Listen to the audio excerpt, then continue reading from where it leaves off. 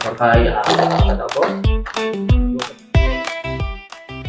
Tahun 2026 menyaksikan perniagaan kopi, premix dan ready to drink atau RTD semakin berkembang pesat di Malaysia. Hari ini, pelanggan bukan sekadar membeli minuman, tetapi mereka membeli lifestyle, branding dan pengalaman. Dari kopi premix, latte, matcha hinggalah minuman RTD dalam botol. Semuanya mempunyai potensi besar untuk dijadikan jenama sendiri. Menariknya, ramai usahawan kini boleh memulakan perniagaan tanpa perlu memiliki kilang sendiri melalui sistem OEM dan private label. Dengan bantuan digital marketing, TikTok dan konten media sosial, produk minuman lebih mudah dipromosikan dan dijual secara online. Perniagaan ini sesuai untuk pemula, side income mahupun mereka yang mahu membina jenama kopi sendiri secara lebih serius dan profesional. Dan selepas ini, ikuti wawancara khas bersama Tuan Nanadin dari Kopi Dagang yang akan berkongsi bagaimana perjalanan beliau bermula dalam industri kopi, produk-produk keluaran Kopi Dagang serta peluang perniagaan yang ditawarkan kepada orang ramai termasuk sistem mesin bancuhan kopi automatik untuk usahawan baru bermula. Bisnes ni dia bukan tiba-tiba datang secara spontan. Okey, dia lebih kepada background saya ataupun asal kerja makan gaji saya. Okey, so dulu saya bekerja dengan beberapa company, okey, international company, local company, okey, yang mana terbabit dalam F&B. So ada juga produk-produk kopi lah. So di situ saya sebagai technical support sebenarnya. Tapi dekat situ jatuh minat daripada bidang tu, profession tu, dan saya jadikan sebagai bentuk perniagaan. Tetapi sebelum munculnya syarikat saya Kopi Dagang ni, okey, saya melalui proses pengalaman bekerja dalam bidang yang sama, okey, hampir 23 tahun. Okey, so bila saya mulakan bisnes tu, dia ada error.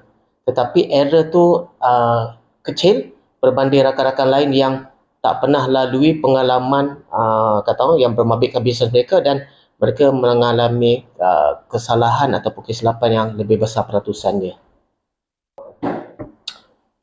Okey, produk yang pertama dikeluarkan adalah yang berasaskan kopi, iaitu Perisa Cappuccino. Untuk dapatkan formulasi ataupun resipi yang betul, saya tak dapat dalam tempoh 2-3 minggu, sebenarnya hampir 2 tahun. Okay, masa tu saya cipta, saya bagi isteri saya rasa, saya bagi jiran-jiran saya rasa, semua mengatakan, kopi kamu sedap. Tetapi bila saya buat ke pasaran, semua pihak yang terbabit dalam F&B reject. Kopi kau ni kopi apa? Tak boleh minum lah. You punya manis cuma kopi tak boleh minum. Tak boleh blend. Saya balik, saya pun cuak juga. Kenapa jadi macam tu? Rupanya, bila isteri sendiri rasa takkan nak condemn suami punya air tangan. Lepas tu jiran sebelah, jiran baik, takkan nak condemn jiran yang bagi free. Rupanya saya dapat daripada guru saya cakap kau kena cari orang yang mulut longkang. Okey, tak sedap dia cakap, tak sedap cakap. Okey. So resipi yang pertama tu saya buat tu sampai ke malam. Saya rasa wife saya sampai ke pagi tak boleh minum sebab penuh dalam badan, dalam darah ni dengan kafein. Akhirnya rasa tu hampir sama. Saya plan dengan isteri saya masa tu hari Sabtu, weekend. Pagi tu saya buat. Lepas tu bawa kereta terus drive. Masa tu ada Starbucks dekat Kelang Perik. Sekarang dah tak ada lah. Pintu masuk. So parking dekat luar. Saya masuk ke dalam. Saya beli ice blended latte. Lepas tu keluar dalam kereta, saya terus dengan wife saya, kita rasa bandingkan kita punya, saya akan rekod kat situ dia punya tahap kemanisan, tahap dia punya creamy, tahap dia punya kopi, aroma, color apa semua kan. So dekat situ jadi rujukan. So dan kita punya kecatatan, kalau gula kita punya kurang manis, lebih kurang dalam 20% kita kena tambah. Kopi dia macam, okey sama juga. Kopi kita terlalu strong. Okay, kita kena reduce sikit dalam 10% mungkin. Okay, creamy kita kurang creamy. So, kita kena extra creamy mungkin dalam 30%. So, balik, lepas tu buat dan akhirnya resipi yang pertama 2 tahun untuk dapat. Tapi selepas tu, okay, resipi-resipi yang berikut dia dah jadi mudah. Kita dah tahu asas, okay, untuk setiap satu formulasi, okay, berapa jumlah. Jadi, daripada situ, satu SKU, so akhirnya sekarang saya ada 177 SKU yang membabitkan atau membasarkan kopi, koko, buah-buahan, teh dan lain-lain. So dalam bentuk premix powder ataupun RTD ataupun sirap.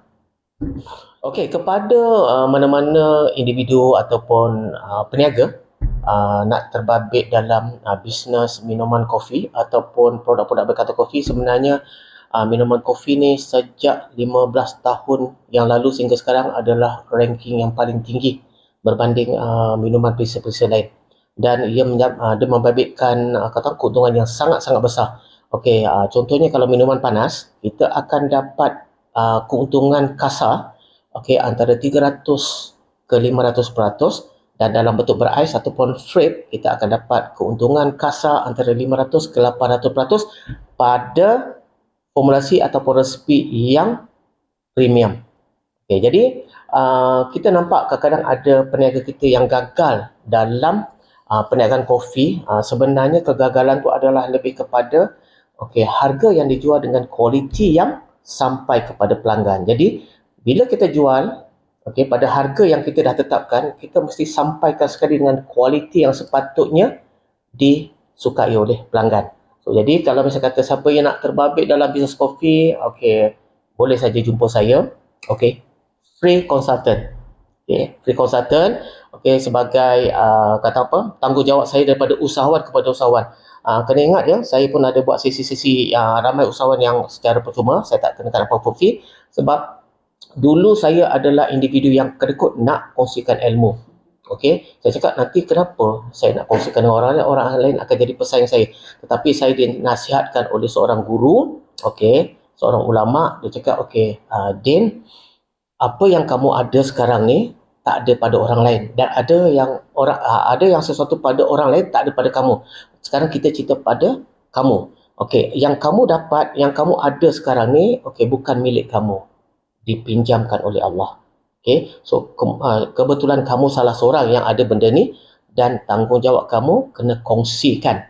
Kalau kamu tak kongsikan, kamu mati, so kamu bawa sekali ilmu tu ataupun pengalaman atau kemahiran. So sekarang ni, tapi kalau kamu mati, yang kamu kongsikan tadi adalah bekalan kamu, iaitu ilmu.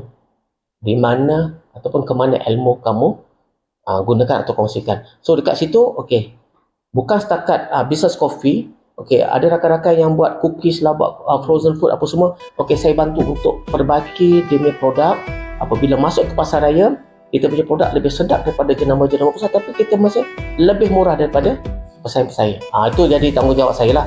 So kepada sesiapa yang nak dapatkan pandangan tentang bisnes kopi, insyaAllah jumpa saya bila-bila masa. Bukan bila-bila masa lah sebenarnya, kena buat temu janji juga. Saya boleh lapangkan masa, sama ada jumpa kat luar, jumpa dekat pejabat saya, ataupun jumpa dekat premis masing-masing.